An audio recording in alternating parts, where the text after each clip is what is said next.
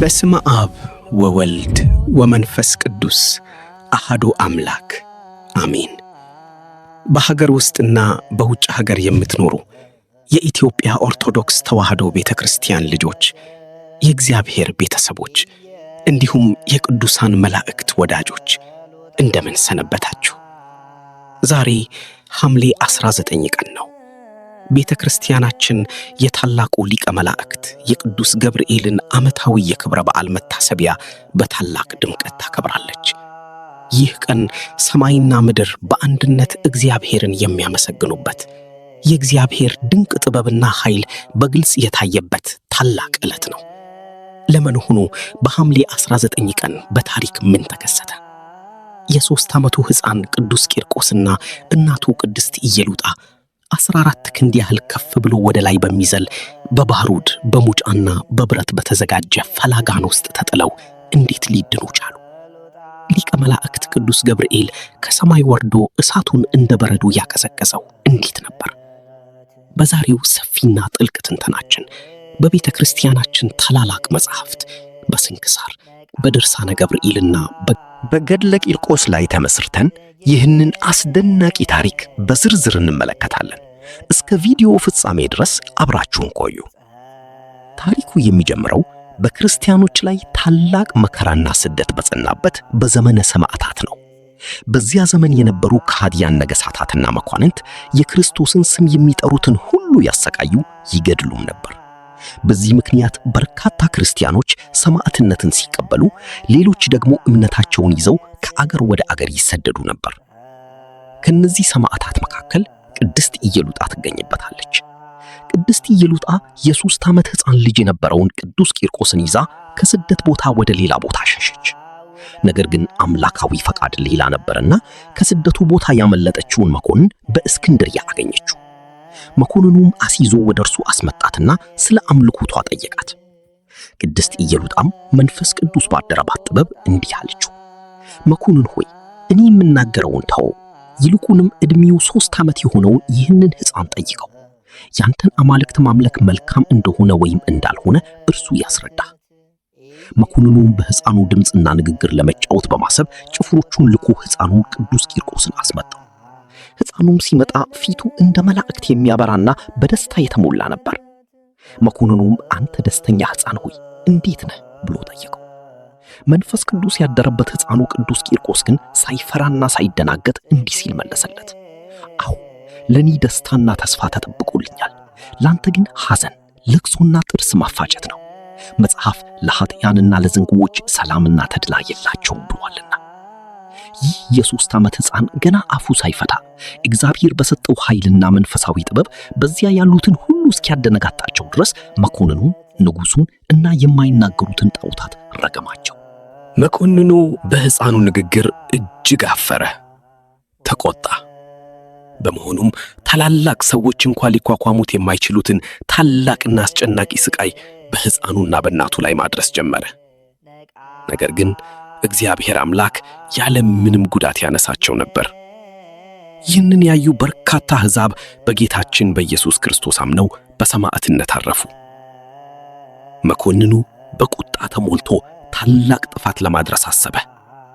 ጭፍሮቹን ጠርቶ እንዲህ ሲል አዘዘ፣ ታላቅ የብረት ጋን አምጡ፣ በውስጡም ሰም፣ ጨው፣ ባሩድ፣ ሙጫ፣ የዶሮ ማር፣ እርሳስ፣ ብረት፣ ቅንጭብና ቁልቋል ጨምራችሁ እሳቱን አንጡት። ጭፍሮቹም እንደታዘዙት አደረጉ። እሳቱ እጅግ ነደደ። የብረቱ ጋን ፍላት እንደ ክረምት ነጎድጓድ ይጮህ ነበር። ወላፈኑም እንደ ፀሐይ ነጸብራቅ በሩቁ የሚጋረፍ ሲሆን የፍላቱ ኃይል ወደ ላይ 14 ክንድ ያህል ይዘልል ነበር። ሕፃኑ ቅዱስ ቂርቆስና እናቱ ቅድስት ኢየሉጣ ወደዚህ የሚፈላ ጋን ሊጣሉ ከእስር ቤት ተወጡ። ብዙ ሺህ ሕዝብም ይህንን አሰቃቂ አሟሟት እንዲመለከት ተሰበሰበ። በዚህ ጊዜ የፍላቱን ድምፅና የጋኑን ግርማ ያየችው ቅድስት ኢየሉጣ ሰብአዊ ፍርሃት ገባች። ልቧ ተሸበረ። ከተዘጋጀላት ሰማያዊ አክሊል ልታፈገፍግ ሞከረች። ነገር ግን የ3 ዓመቱ ሕፃን ቅዱስ ቂርቆስ እናቱን ማጽናናት ጀመረ። እንዲህ አላት፣ እናት ሆይ ከዚህ የብረት ጋን ግርማ የተነሳ አትፍሪ፣ ድንጋጼም አይደርብሽ። አናንያን አዛርያንና ሚሳኤልን ከእቶነ እሳት ያወጣ አምላክ እኛንም ከዚህ ጋን ሊያወጣን እንደሚችል አትጠራጠሪ። እናት ሆይ ከሚያልፈው ዓለም ጭንቅ ለመዳን ስትይ በማያልፈው የዘላለም እሳት ለመቀጣት ትመርጫለሽን? ቅዱስ ቂርቆስ እናቱን በታሪክና በምሳሌ ያጽናናት ነበር። እናት ሆይ ሶስናን ከረበናት እጅ ዳንኤልን ከአፍ አናብስት ያዳነ እርሱ እኛንም ያዳነናል እያለ ቢነግራትም ፍርሃቱ ፈጽሞ ሊለቃት አልቻለም ነበር። በዚህ ጊዜ ሕፃኑ ቅዱስ ቂርቆስ ዓይኖቹን ወደ ሰማይ አቅንቶ ወደ እግዚአብሔር አምላክ እንዲህ ሲል አጸለየ። አቤቱ አምላኬ ሆይ ይህችን ባሪያህን ከርስትህ የምትለያት ከሆነ ከባለሟልነትህ መጽሐፍ ፋቀኝ።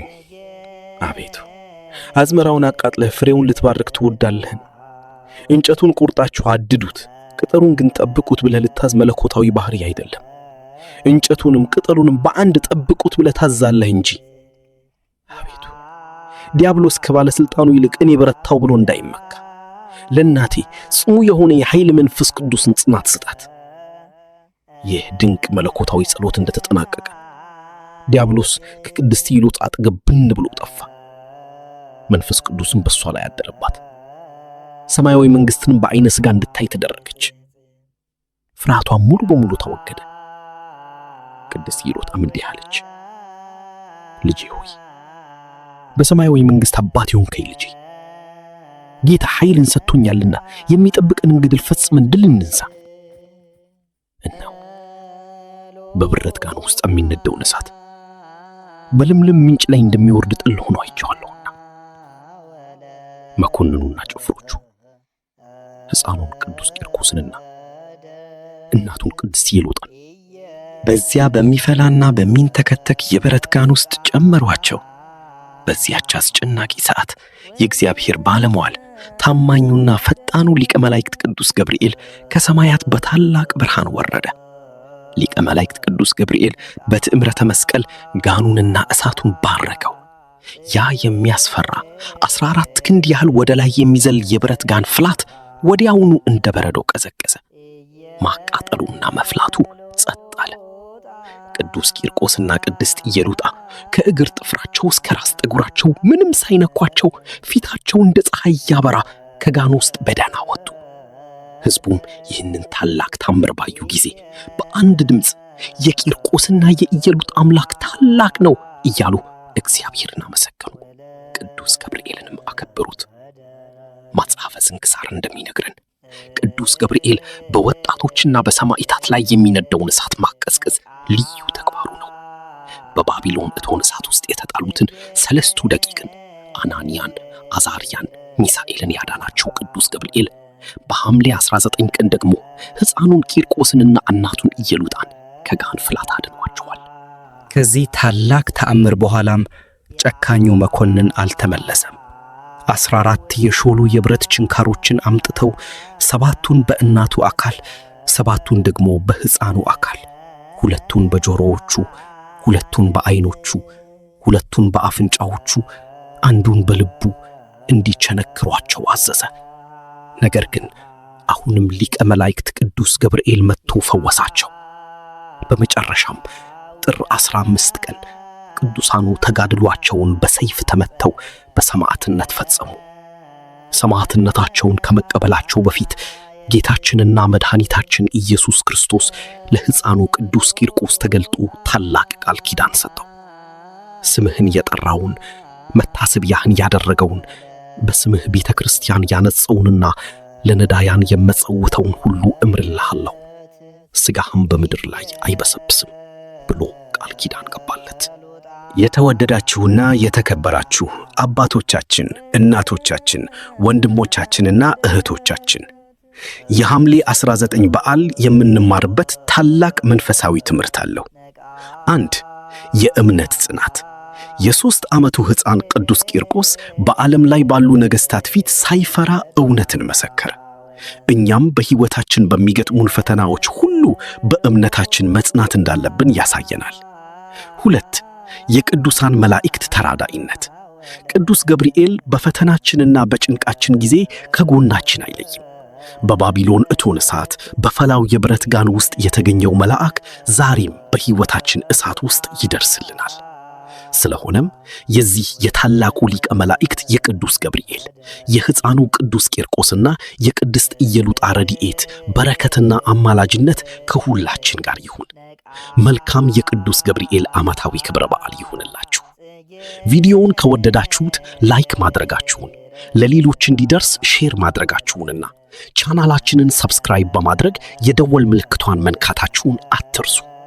ወስብሐት ለእግዚአብሔር ወለወላዲቱ ድንግል ወለመስቀሉ ክቡር አሜን።